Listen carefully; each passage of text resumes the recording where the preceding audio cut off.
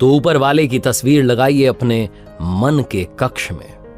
नमस्ते दोस्तों, मेरा नाम है आरजे कार्तिक। आज की कहानी जिसने लिखी है वो कहते हैं कि मैं दफ्तर से अपने घर पहुंचा था, रात के 9:30 बज रहे थे।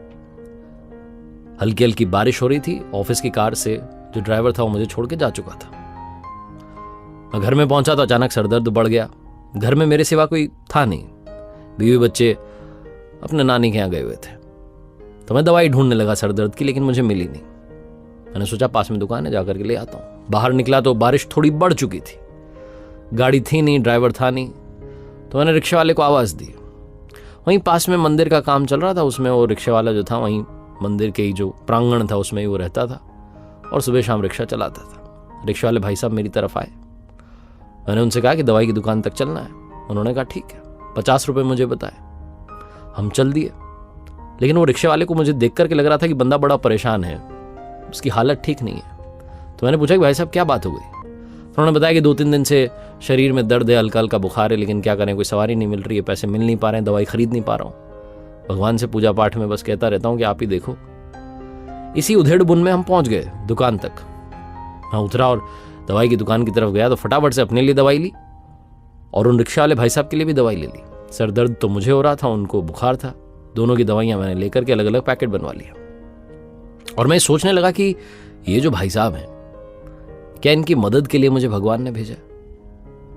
ये सब सोचते सोचते मुझे ख्याल आया कि मुझे भी तो खाना खाना है, खाना तो पैक करवाना पड़ेगा। अब हिम्मत नहीं है खाना बनाने की। तो पास ही में एक रेस्टोरेंट था। मैंने रिक्शा वाले भाई साहब को इशारा किया कि रुके रहना, मैं आता हूँ। रेस्टोरेंट में गया। रेस्टोरेंट में अंदर जाकर के मैंने अपने लिए छोले भटूरे पैक करवा लिए। एक पैकेट रिक्शा वाले भाई के लिए पैक करवा लिया। मुझे लगा था कि शायद भूखा होगा। दोनों पैकेट पैक करवा करके दवाई खाना सब लेकर मैं पहुंचा, रिक्शा में बैठा, बातचीत करते हुए थोड़ी और रिक्शा वाले भाई साहब के बारे में जानकारी जुटाते हुए पहुंच गए वापस घर तक। घर के वहां जब उतरा तो रिक्शा वाले भाई को मैंने 100 रुपए का नोट दिया। उसने कहा अरे 50 ही बनते। मैंने कहा नहीं, रखो रखो, चिंता मत करो, ये दवाई का पैकेट रखो।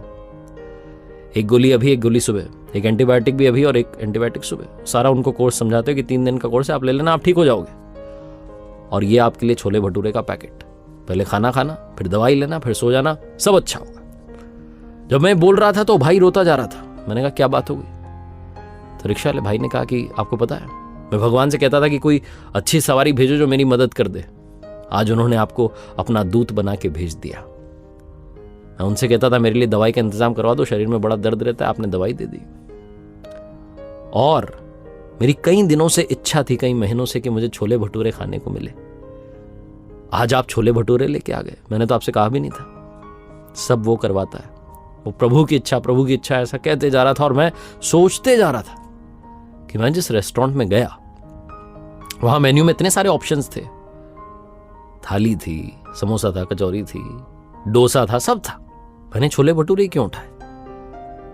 शायद वो अपने भक्त की इच्छा पूरी करवाना चाहता था। कहानी बहुत छोटी है, लेकिन सार ये है कि जीवन में कभी भी किसी भी परेशानी में हो तो घबराना मत, उस पर विश्वास रखना। वो अपने बंदे को, बंदी को, अपने दूत को, अपने सच्चे भक्त को आपके पास में जरूर भेजेगा, मदद करवाएगा। वो आपके पास किसी न किसी रूप में चले आते हैं। कई बार हम उन्हें पहचान नहीं पाते। एक बार फिर से वही बात जो अक्सर आपसे कहता हूं, कर दिखाओ कुछ ऐसा कि दुनिया करना चाहे आपके जैसा।